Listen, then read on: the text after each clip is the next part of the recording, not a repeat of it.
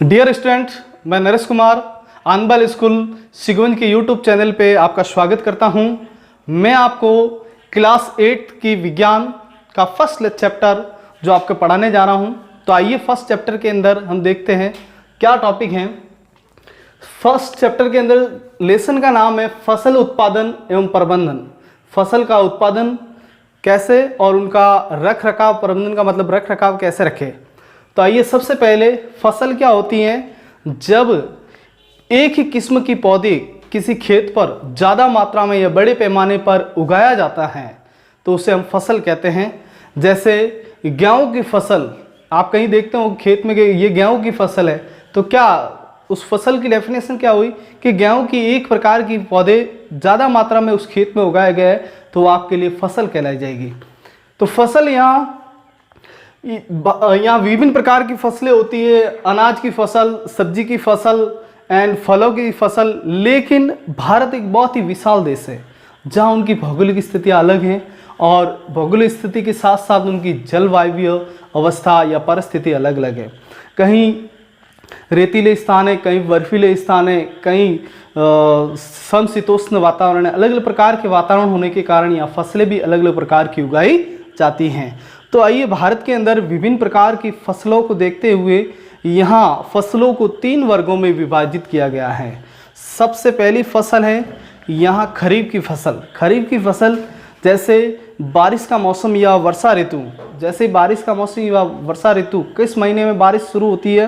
देखिए जून से सितंबर तक ये बारिश का महीना चलता है और इसमें इस जून और सितंबर के महीने में जो फसल बोई जाती हैं वो फसल कौन सी कहलाएगी? खरीफ की फसल। कौन सी फसल बोई जाती है आप जानते हो तो धान, मक्का, सोयाबीन और मूंगफली और कपास, ये फसलें जो है खरीफ की फसल कहलाएगी। दूसरे प्रकार की जो फसल है वो रबी की फसल। रबी की फसल शीत ऋतु में या सर्दी की ऋतु में बोई जाती है। शीत ऋतु का महीना जो होता है अक्टूबर से फरवरी के अंदर, अक्टूबर से लगाकर बोई जाने वाली फसल फरवरी तक कटी जाती है।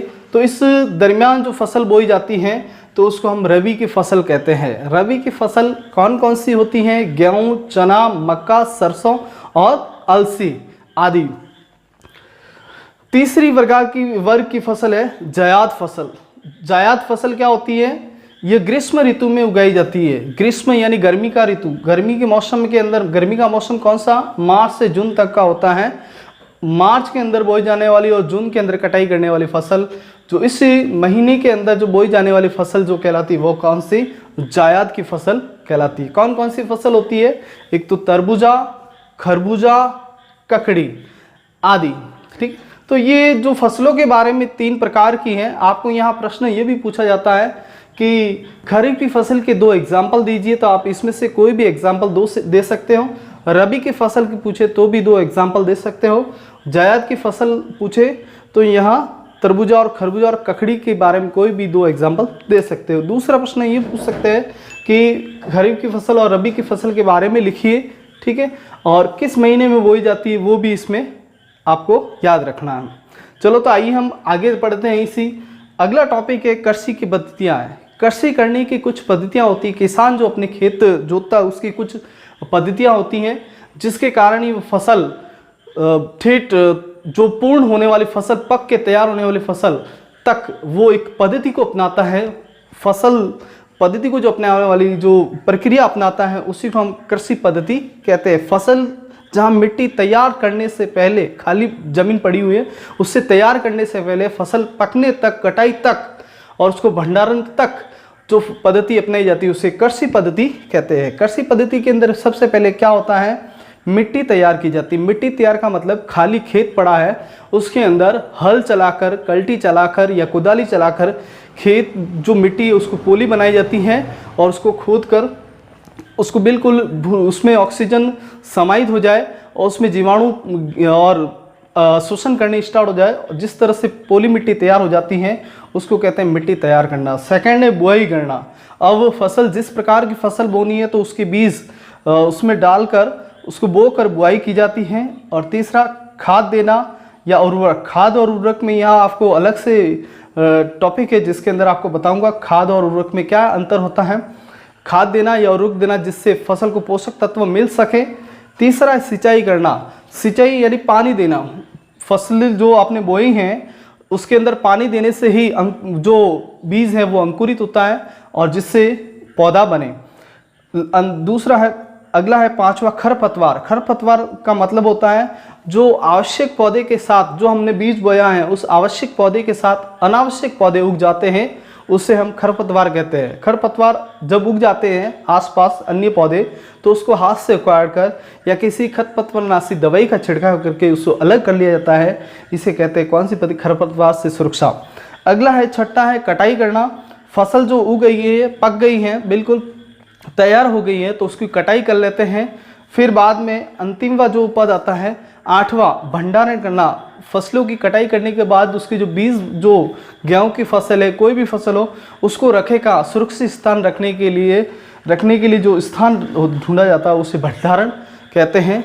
तो कृषि पद्धतियों में ये आपको 7 दे रखे हैं, इनको याद करना, ठीक है।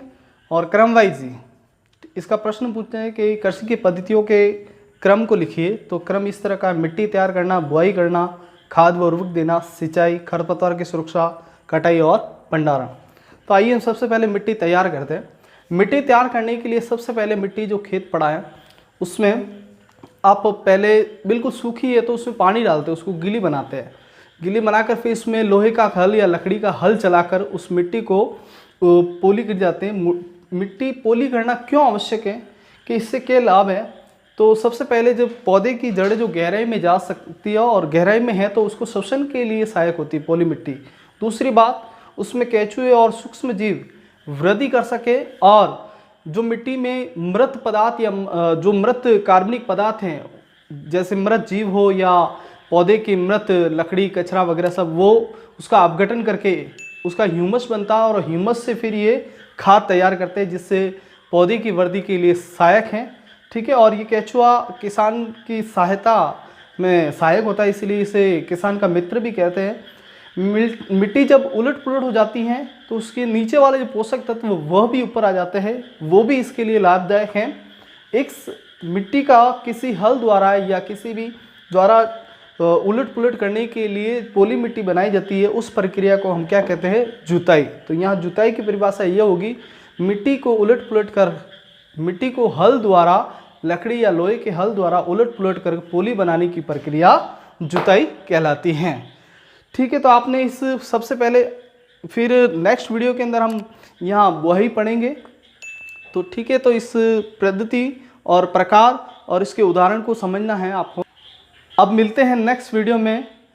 जय हिंद, जय भारत।